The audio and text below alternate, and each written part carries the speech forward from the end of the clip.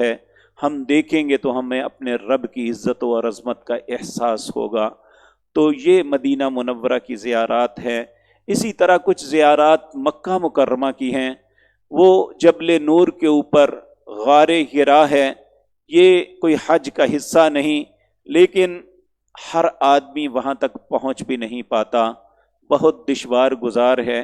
میرے ایک استاد تھے، میں نے میٹرک ان سے پڑھا، میٹرک کی کلاسیں ان سے پڑھی، نصیر صاحب تھے، وہ اسی طرح غار حرا میں گئے تو وہاں بیٹھے نفل پڑھنے شروع کر دیے، تو ایک بندر آیا، اس نے ان کا بیگ پکڑا، وہ بیگ کو چھیننے لگے، وہ بیگ وہ چھیننے لگا، تو وہ ان کا پاؤں اکھڑ گیا، بیچارے نیچے گرے، وہ شہید ہو گئے۔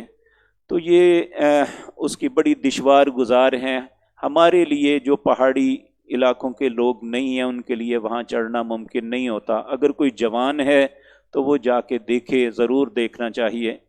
اسی طرح ایک غار ثور ہے، جہاں ہجرت کرتے ہوئے نبی کریم صلی اللہ علیہ وسلم کچھ دن وہاں ٹھہرے تھے، سیدنا ابو بکر اور سیدنا نبی کریم صلی اللہ علیہ وسلم، جہاں اللہ کی طرف سے یہ آئی تھی ثانی اثنین اذ ہما فی الغار اذ یقول لصاحبہ لا تحزن ان اللہ معنا۔